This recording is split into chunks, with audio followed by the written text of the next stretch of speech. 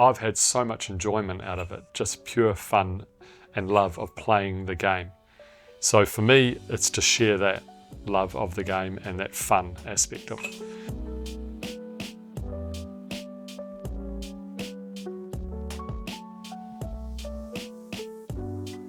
I'm Simon Feasey, and I'm 56 years old. I was born in Christchurch and basically lived my entire life in Auckland.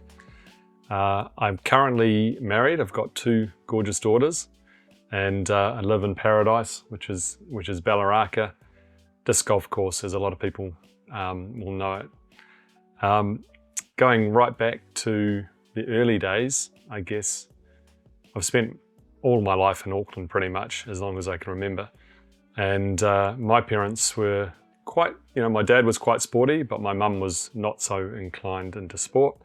And she was very academically focused and raised us to be good academic students and, go through the school system and get good careers, I guess. And we were lucky because they really encouraged us, and we got some good opportunities in life because of the good parenting.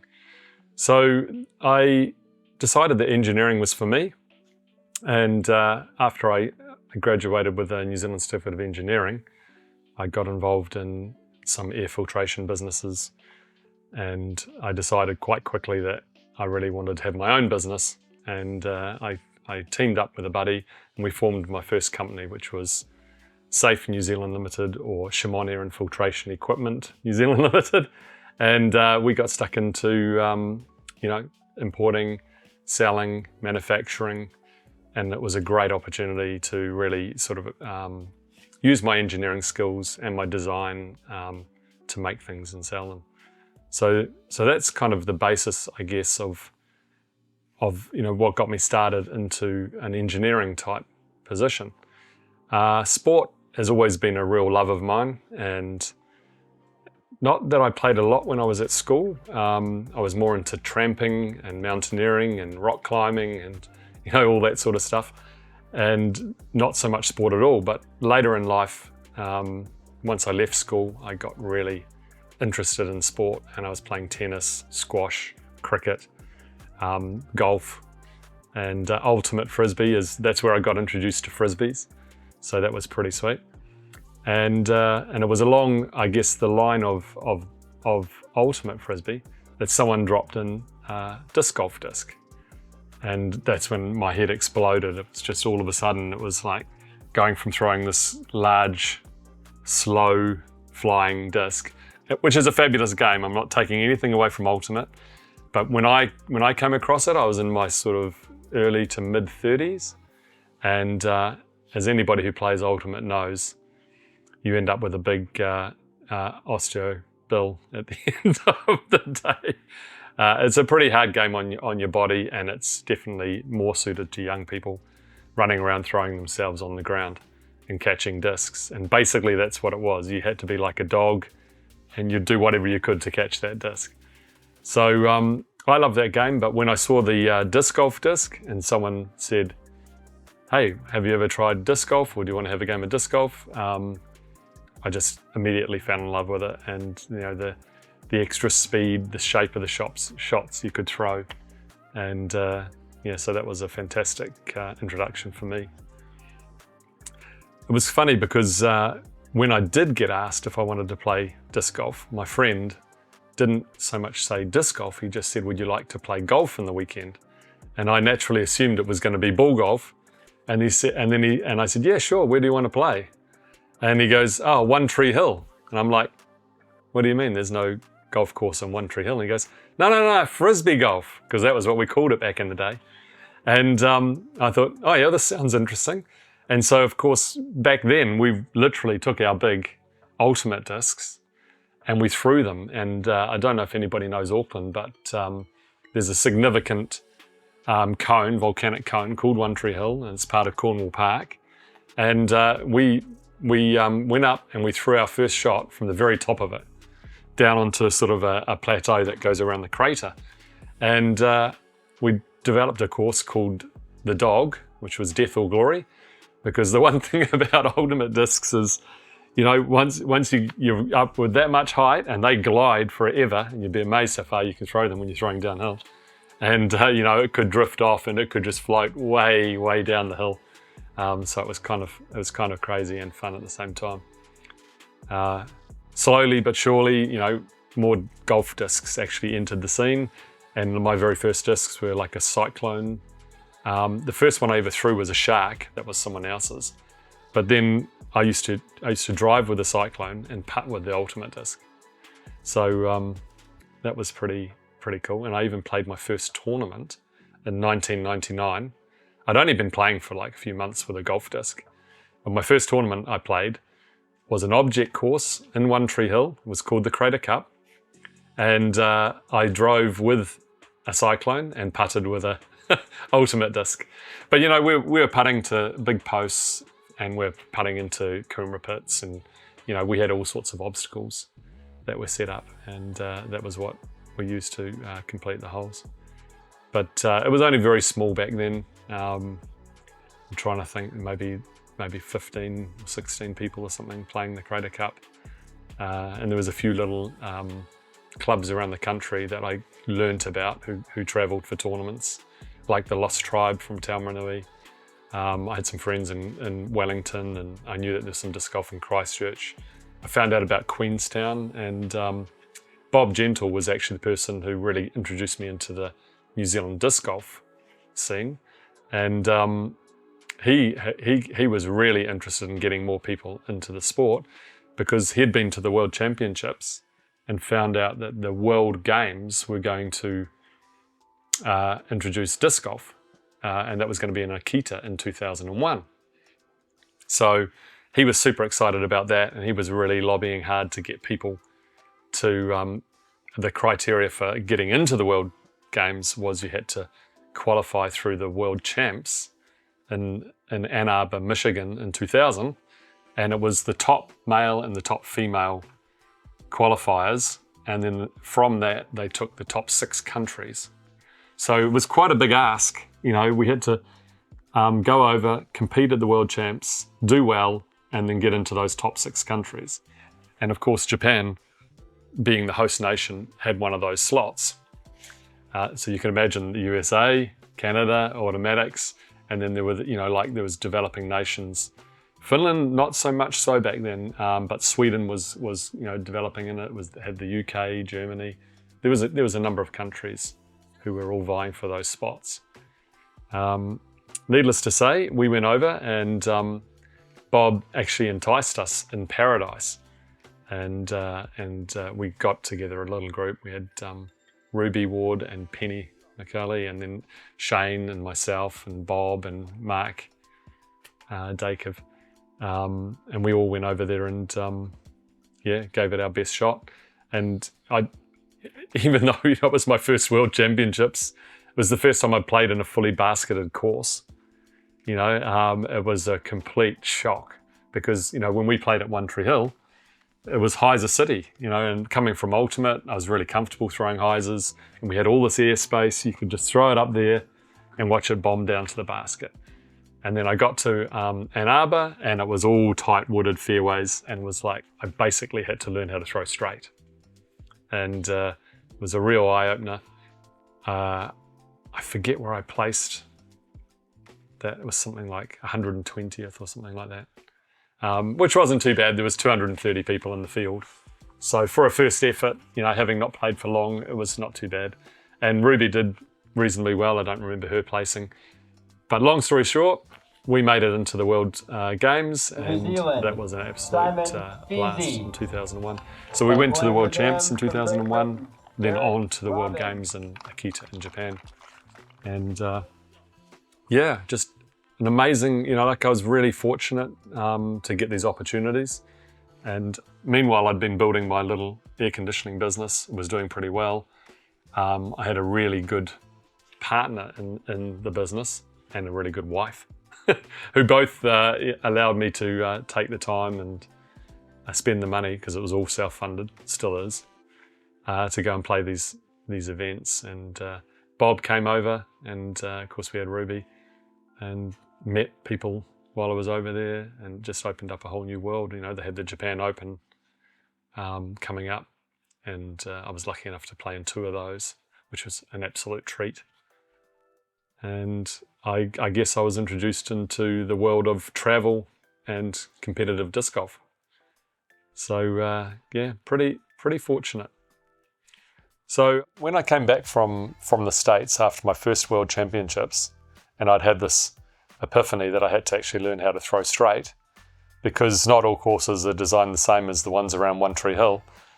I wanted to design some courses, and I had an opportunity with my dad's property up at Calcopper, and we called it the Ponderosa Swamp Course because it's only a small property. It was around about 14 to 15 acres, and had quite a lot of elevation. You know, with a little Maori Pa site up on the top, right down to the Calcopper stream that sort of wrangled its way around the bottom of the property, with some little swamps, some flat areas, tons of golden totras, which are basically nature's own disc golf basket. and you know, so we set about designing a course that would challenge us in the same way as the ones over in the World Championships did. So we had tight tunnels. One of the holes we even called the Labyrinth. It was so tight and so difficult. And I completely changed my game. I started to learn how to throw straight. Good friends down in the Lost Tribe, they actually pretty much learned to play forehand, you know, and when we would go down and play there, like the Gumboot Open and stuff like that, and the Hill tournament, they used to actually have some of the holes was mandatory that you had to throw forehand. You know, so they had a different view on the game, and that was fun. But the reality was, you needed, if you wanted to be competitive, and I enjoyed competing, you needed to have a full range of shots. So that, yeah, when I got into course design, I had the opportunity to do it up at the farm, and then later when we bought Ballaraka, my wife and I, we bought a retreat centre, has 32 acres, had some beautiful grounds on it. So we had a chance to, you know, literally put a lovely 18-hole course in the backyard, which was fantastic. So yeah, and I love designing courses, and I want to continue to do that because that's something that is ultimately going to benefit the growth of the sport. So you know, one of the things that I realised with all of this disc golf and this travel is that it was expensive, and I realised that I really wanted a way to mitigate some of the costs, and the best way to do that was to actually make a business that was involved with the travel and the competition, and we formed a company called Eclipse Sport Limited, and I was importing golf discs. I built a working relationship with a local manufacturer, which was, back in the day, it had changed from the Waiheke Disc Company to Disc Golf Aotearoa, a gentleman by the name of Nigel Barnwell, and between Shane was a business partner of mine in Eclipse Sport at the time. We used to sell discs. We'd sell New Zealand-made ones, we'd import ones, and we'd also get the opportunity to write off all the costs from the travel and expenses, you know, because we had the business. So that made a lot of sense, and I was really taken by disc golf. I really wanted to see it grow. I wanted to see it spread throughout New Zealand, and I wanted to see baskets, because we didn't have baskets in New Zealand, and importing them was really, really expensive. There was a handful of them. There was maybe 4 in Queenstown at the time. There might have been 9 over in Waiheke, and I said, well, I'm an engineer, so you know, we can make these ourselves. So I'll get stuck in and start making baskets. So the initial baskets were, you know, more or less along the lines of, you know, what I'd seen overseas. And in fact, Bob had a basket and said, oh, well, you know, here you go, here's a DGA basket. Take a look at that. This is what it has to be like. We looked on the PDGA website, and they had specifications that we had to follow. And we made our first batches of baskets and installed them. The first like fully installed basketed course that we did was Harcourt Park. And you know, my good friend Mark Dakiv, or Maki-san as we call him. He designed that course, and those baskets are still in there today, which is over 20 years later. It was fun, and a lot of learning along the way. So, basically I realised that I really wanted disc golf to succeed in New Zealand, and Nigel was struggling financially, and I had the opportunity to get more involved with buying shares and bring some investors on board. So we did that, and I took a piece of that, and I tried to help Nigel and Maria with their business. And it came to a point in time where we had more people involved, and the company got larger. Nigel wanted to take a change and move up north, and so ultimately we bought the company off him. And then one of the partners who I brought on board was Keith Inwood, or Woody, and we decided to rebrand. So even though we kept the name Disc Golf Aotearoa, we rebranded to RPM Discs. When it came to the manufacturing of the discs, in order to be an international brand, and part of the reason why Woody and I decided on the name RPM Discs as opposed to Disc Golf Aotearoa, is we wanted something recognisable internationally so we could export our discs. And people could say, oh, that's RPM Discs. We know what that means. That's revolutions per minute. We see that on our car, and that's all about spin. So we felt that was a really good name, and that helped us into that market. But then we needed to have a full range of discs. At the time when I left Nigel, we had basically one driver, one putter, and we were just starting to make a mid-range. And the driver back in the day it's had a number of names, but it was originally the Raptor. And so that was our first driver. Around about a speed 9, I think, from memory. And then we had the Tui, which was kind of in the line of a classic rock, which we had as our putter. And then the next disc we were developing was the Waka, which has become an amazing mid-range straight flyer with a little bit understable. So we only had 3 discs. We were also doing recreation discs, so we had an ultimate disc, and we had essentially, I guess you'd call it a double disc court disc. It was a lightweight flyer that was really fun and easy to throw, and then we had a little kind of fastback style disc for freestyle as well, called the Tomoko. And so each year, I guess, Woody and I were trying to sort of fill out our range and bring out popular types of discs to make sure that people could actually have a full range of RPM discs. When we're thinking about our brand and we're thinking about how people will identify with RPM discs, we decided that birds were a really appropriate image to put on our discs, because New Zealand was originally a nation of birds only. Like, the only mammal that was native to New Zealand was a bat, and that's the peka. And ironically, it actually won Bird of the Year one year, even though it wasn't a bird. So we thought that was great. So we named our discs, and we renamed the Raptor to a Kiwi. And then we had, of course, the Tui and the Waka, and now we've got a whole heap of birds, and that's become our theme. So the nice thing about that is that we have the byline of it's in our nature. And so we kind of utilize that as a thread to sort of tie things together. And right up to even our baskets, the latest version of the baskets is the RPM Helix. So we're really sort of tying it all in. So the Helix, in essence, became a concept, I guess, because we decided to do something a little bit different in our basket design. And I realized that we didn't just have to have function, we could have form and function and meet within the design specifications. So once you got below the rim of the basket itself, you had a lot of flexibility. And we felt that the standard square-shaped ergonomic basket, or the basket that made the most sense to package and to ship and all the rest of it, didn't have to be that shape. When you're putting something into a park, And there's a whole heap, especially in a country that doesn't know disc golf, there's a lot of people who would appreciate something that had a bit of beauty to it. So our original wine glass design basket had a very nice sculptural curve to the basket, which coincidentally actually strengthens the shape as well. So it was a win-win in that respect.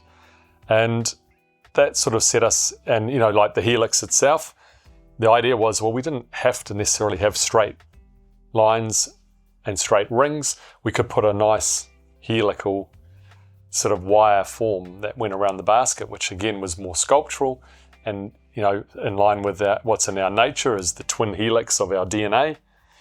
So it all, this was all part of that thread of the evolution of disc golf. The DNA being the twin helix, and so a lot of that, some of it is just purely marketing, and but it's a fun journey, and I think that's one of the things that really set aside getting into the whole disc golf business, as opposed to what I was doing in my engineering and air conditioning and air filtration, background, is I just had so much opportunity to express creativity and to learn so many new things. Naturally, you don't do it as well when you're doing everything yourself, but life's a journey, and for me, all of that learning in a sport that I loved was well worth it. So one of the things that was quite interesting as I got more involved in disc golf and more involved in the disc golf business was I had a successful commercial business in air conditioning and air filtration that was doing really well. But at the same time, I then started a nanofiber company. I'd started another ventilation company, which was like a face mask company. I got involved in another company. So I had like 4 or 5 companies all on the go at once. And I remember some of my friends in business saying, why are you wasting all your time on this disc golf business? You should be focusing on your other businesses that are making good money. And ultimately, even though, it doesn't seem, like to my professional friends, they felt like disc golf was just a game and that I was crazy to spend all this time in this game. But the reality is that even though it is a game, when you get into the nuts and bolts of running a business, they're all much the same. They all require a similar skill set. And when it came to making discs and baskets and just developing the game of disc golf, it wasn't like I was just specializing in one little area. I had to learn how to design courses. I had to learn how to design and make discs, learn about the plastic engineering. The baskets, of course, weren't too difficult because that was more mechanical engineering, which was my background. But and also at the same time, become aware of all the challenges, and the challenges are huge. For example, dealing with councils, dealing with all the different community boards and the iwi and like what it takes to get a disc golf course into a park. For that you need more than just one person. You need a community on board, and you need people pushing constantly to try and get these courses in.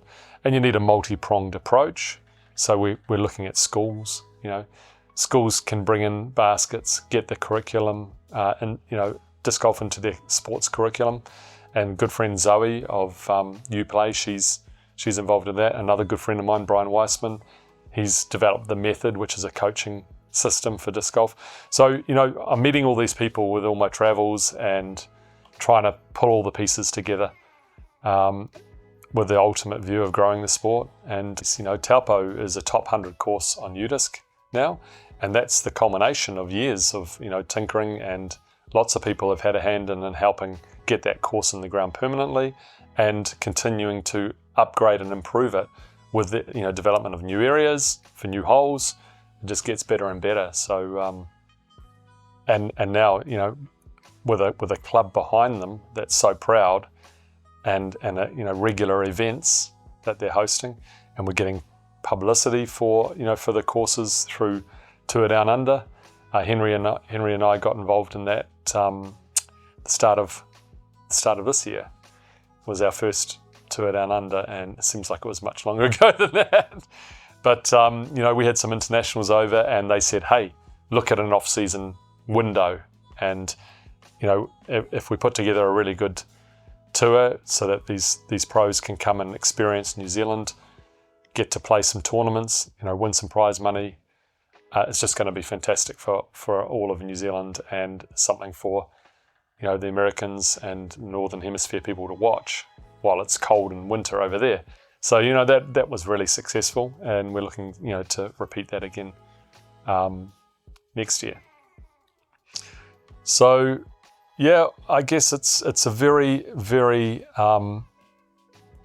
intense process helping to develop a sport and get it, in all the different areas of getting into it, but it's very, very satisfying.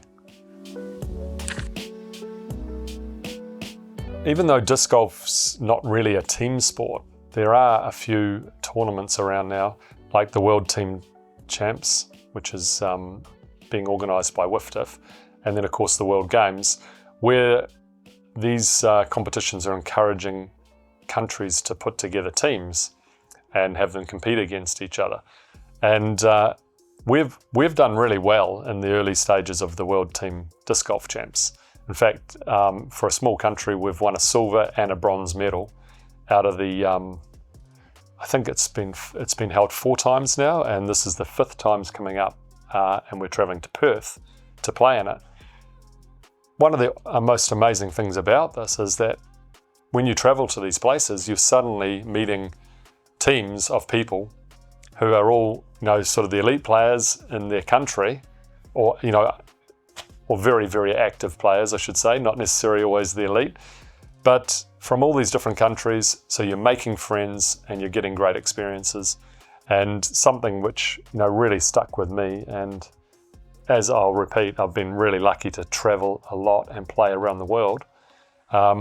I was invited to go and play over in Austria by Dylan El Presidente Cooper, who used to live in Wellington and now lives over in Budapest. And he invited me, and I met him, and I flew into Vienna. I'll never forget it. It was like 10 o'clock at night. He picked me up. I'd been flying for 24 hours of what it seemed like.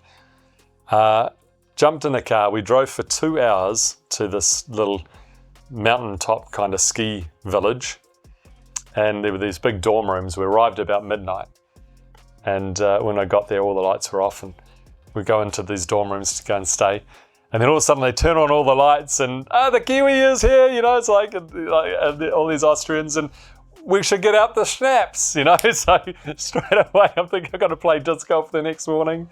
And here's all these guys are like, great, this is fantastic. And they all wanted to meet me, and they're so friendly, and we had some schnapps. And as it turns out, we wake up the next morning, it was snowing. It was supposed to be summer. I was thinking, here I am coming over from our winter to their summer. And the tournament was delayed for I think an hour and a half or something or other, till the snow melted enough so we could play. So I tell you, that was an amazing trip. But the story even gets better, because later when we went over to play the World Team Champs in England, there's a bunch of Kiwis, and I had Ben with me, and we met up with some of these Austrians, and it was some of the young players, like the juniors who were there in Austria when I first went, recognised me, and I didn't recognise them because they'd changed so much. They'd gone from 6 or 7 to 16 or 17, and they were the representatives of their country, and they were the great players, of the country. So that was neat, and so we met up, and I introduced them to our New Zealand team, and then we went back to Austria and we played another event there, a different one, but in a kind of similar town, similar neighbourhood. And it was fantastic meeting up with a whole bunch of people who I hadn't seen for 10 years. So that was a really great story. So having a disc golf course isn't always plain sailing. There are challenges, and one of the things about Ballaraka is that we're integrated as part of a retreat centre as well. And when COVID came along, that was a real, it was great for playing disc golf, at some stages, but it was terrible for the retreat centre And basically it kind of, shut down our business for what, was like close to a year in terms of lack of business, and took another year to recover. People didn't want to travel. People didn't want to come and stay in retreat centres. It was a horrible time. And then like when we just started to recover from that, we then had these enormous flooding incidences, which, like were record. I've never seen it before, but we've got a bridge and we've never seen the water go above the level of the bridge. And it washed away our toilet block down there. It washed away trees. It was just destroyed the lower part of the course. And I'll never forget wandering down there and just seeing silt and stuff everywhere, and just thinking, oh my goodness, how long is this going to take to recover? And as it turns out, some of it just will never recover and has to change. Like we had some beautiful Himalayan cedars and things that have died from it, full-grown trees from all the silt around their roots, and beautiful totara trees died, and we had Dutch elm disease kill, 5 beautiful big elm trees that were one of the greens. So you always, this is part of the challenge of having a course. So, when you do get a situation like that, our neighbours, they sold their property, and we used some of their property for what we called the Fruit Loop, which was a lovely little extension and made the course flow really well. They sold their trust, and the new owners didn't want us to have disc golf in there, which was a bit of a shock too. So then we had to find different places to develop holes, and you just have to change and go with the flow. As RPM and our team, not just myself, there's Woody, there's Jacko, there's Anushka, and Marty, and Talia, my daughter. She it's great for her. She was able to do some part-time work, and she's amazing at what she did with our website. And she managed our team, and she was really good at that. So we have a small team, but we're very proud of RPM. And one of the things that I think is a staple of our business is our quality and our eye for detail. So I've talked a little bit about the aesthetics of the Helix basket, but one of the other things is there would have been a dozen renditions of the catching system and the mechanism and the way the chains slide, the angles, the spacing, the types of, the way it is attached around the pole. We've spent a huge amount of time and effort to absolutely make it catch the disc as well as we possibly can, given the restraints of the standards. So we're very proud with that, and we believe that we've got like the RPM Helix, the Helix 2, and the Helix 2 WGs, which is the most recent addition that we're going to be exporting to the States. We believe are the best catching baskets in the world, and it's quite part of the tour down under. We had the Helix baskets getting getting sort of broadcast to the world with GK Pro's coverage, and going over there, slowly but surely we've been sending over basket loads, course loads worth of baskets, and I feel like we're making some good inroads, and we've now got a new basket that's designed to suit the US Pro Tour. So it's got a larger band around the top compared to our standard Helix 2. The catching configuration is exactly the same, with the 2 sets of 14 chains and our necklaces, which is our own kind of proprietary invention about how to catch the disc. And we're quite excited that that's doing really well, and going to be hopefully getting into more and more courses in the States and throughout Europe. So, as RPM, we're really on a mission to take what we do in New Zealand and make New Zealand proud by getting out offshore. We definitely want to keep on producing discs, and at the moment the focus is on baskets, so the discs are taking a little bit of a back seat, but that's the next thing to get the attention. And there's a couple of, I wouldn't say holes, but there's some areas that we could have some different offerings. We have something a little bit more beginner friendly, something a little bit more specific. So we're not hell-bent on having to make a new disc every single year, but I think we're at the, next year we'll be at the point where we're ready to get back into making a new disc. Stay tuned.